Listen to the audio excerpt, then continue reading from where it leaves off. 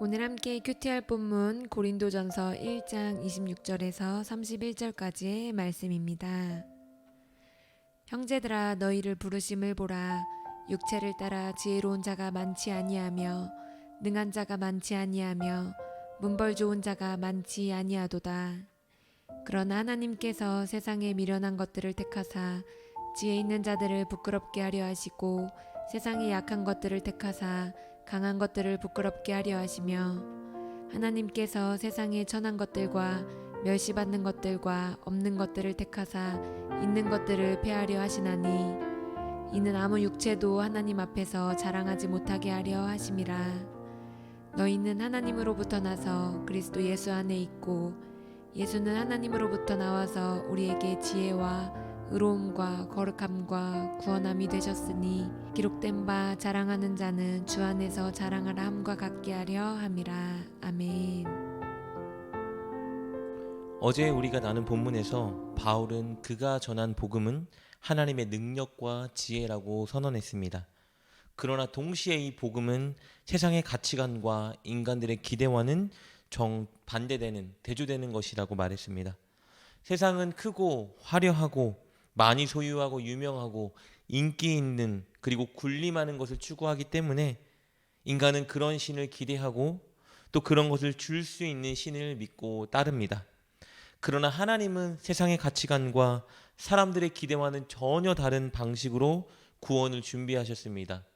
초라하고 섬기고 낮아지고 나눠주고 용서하고 결국 십자가를 지신 예수님을 통해 우리를 구원하셨습니다. 미련하고 어리석어 보이는 방식으로 모두의 죄를 씻어주고 영생을 허락하신 겁니다.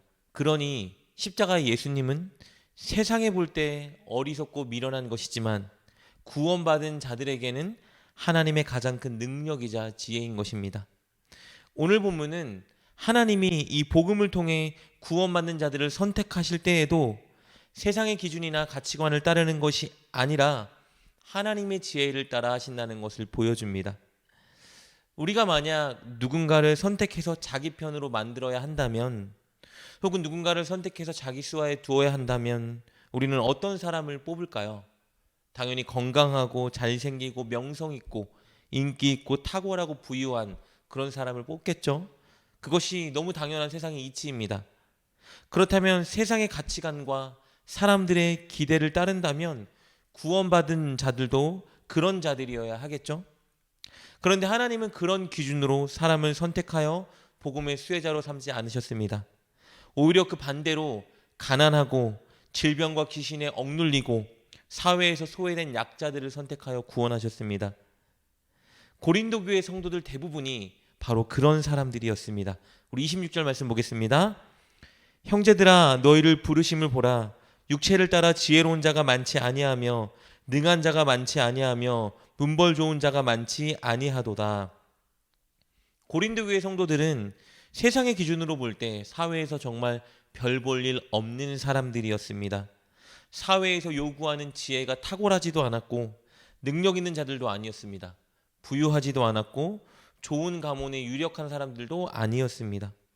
물론 고린도 교회의 일부분은 인간의 기준에서 부유한 사람들도 있었지만 대부분의 사람들은 사회적으로 내세울 것이 없는 정말 별 볼 일 없는 사람들이었습니다.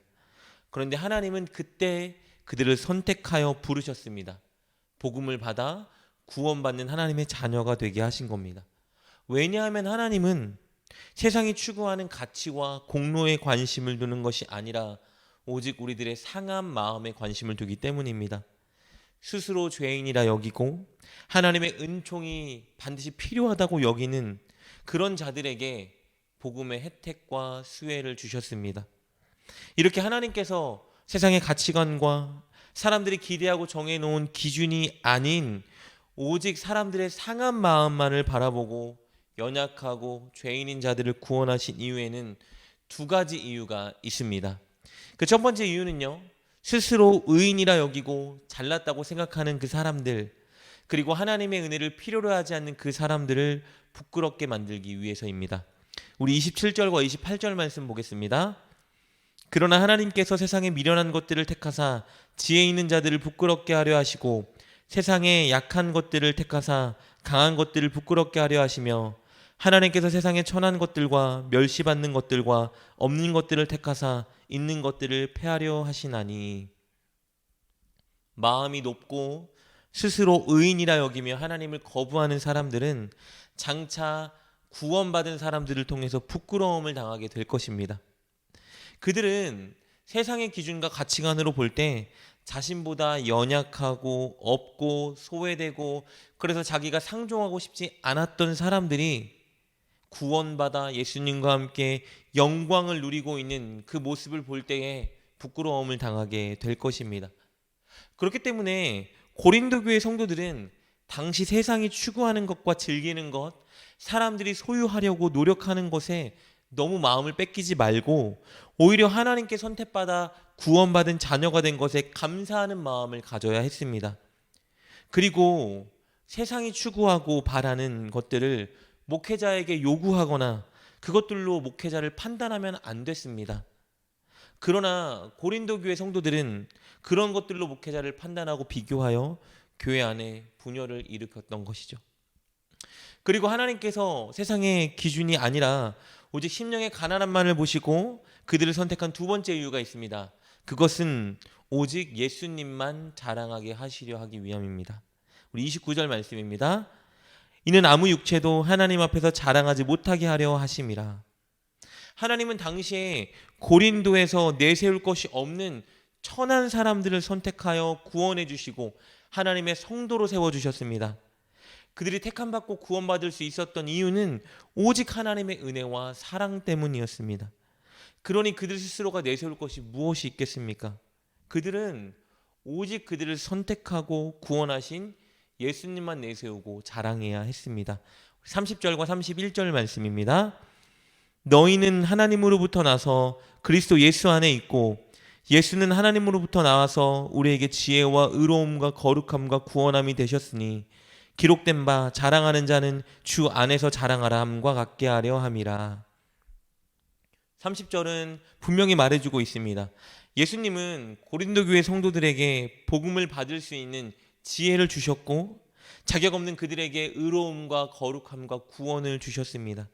그러니 그들은 오직 예수님만 자랑하고 높여야 하는 겁니다. 그런데 이미 우리가 살펴본 것처럼 고린도 교회의 성도들은 목회자를 자랑하고 싶어 했습니다. 당시 세상의 흐름과 유행에 맞춰서 수사학적 기법을 가지고 언변이 뛰어난 목회자를 원했고 그리고 그런 목회자를 자랑하고 싶어 했습니다. 왜냐하면 그 목회자를 통해 결국은 자기의 권위를 내세우고 자랑 삼고 싶었기 때문입니다.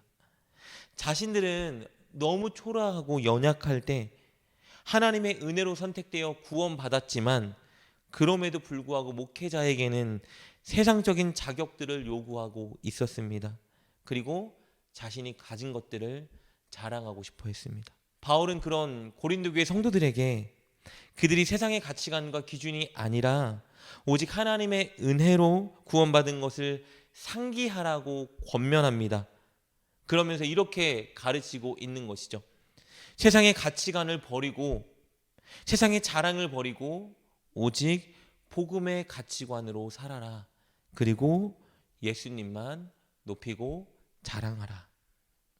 사랑하는 여러분, 우리도 고린도 교회 성도들처럼 오직 하나님의 은혜와 긍휼로 선택받은 자들입니다. 우리가 죄인일 때, 우리가 연약할 때, 세상의 기준으로 우리가 별 볼 일 없을 때, 그때 하나님께서 은혜로 우리를 선택해 주셨습니다. 그렇다면 우리가 오직 자랑하고 내세우고 전해야 할 대상은 오직 예수님입니다. 그렇다면 어떻게 이 사실을 잊지 않고 늘 우리가 예수님의 은혜를 자랑하고 전할 수 있을까요? 그 비결은 바로 두 가지를 기억하는 것입니다. 우리가 예수님께 부름받고 구원받기 직전 우리의 모습을 먼저 기억해야 합니다. 우리 26절 말씀 다시 한번 살펴보겠습니다. 형제들아 너희를 부르심을 보라. 육체를 따라 지혜로운 자가 많지 아니하며 능한 자가 많지 아니하며 문벌 좋은 자가 많지 아니하도다. 우리도 마찬가지입니다. 우리는 죄인이었고 연약했고 내세울 것이 없는 별 볼 일 없는 사람들이었지만 그때 하나님이 우리를 택하셨습니다. 우리는 늘 그때 연약했던 우리의 모습을 상기시켜야 합니다. 그리고 동시에 두 번째 기억해야 될 것은 그럼에도 불구하고 그때 우리를 택하신 하나님의 은혜입니다. 우리는 늘 연약했던 우리의 모습, 죄인이었던 우리의 모습과 동시에 그럴 때 우리에게 다가와 손을 내밀어 준 예수님의 은혜와 사랑 두 가지를 기억해야 합니다. 늘 예수님을 믿기 전 여러분의 모습을 잊지 않고 기억하셨으면 좋겠습니다. 그리고 그때 여러분을 찾아와 손 내미신 예수님의 사랑과 은혜를 기억하십시오. 늘 그 두 가지를 기억한다면 우리의 자랑은 예수님이 될 것입니다. 늘 예수님만 자랑하는 여러분 되시길 주님의 이름으로 축복합니다. 기도하겠습니다. 하나님, 우리가 죄인일 때, 우리가 연약할 때 우리를 불쌍히 여기고 사랑하시어 우리에게 구원을 주시니 감사합니다. 늘 그때 우리의 모습을 기억하고 그때 우리에게 은혜를 베푸신 예수님의 모습을 기억하여 예수님만 자랑하고 내세우는 우리가 되게 하여 주옵소서. 예수님의 이름으로 기도드립니다. 아멘. 오늘 말씀을 통해 깨닫고 결단한 것은 무엇입니까? 그것을 붙들고 하나님께 기도합시다. 그리고 그렇게 실천하며 하루를 살아가는 여러분 되시길 주님의 이름으로 축복합니다.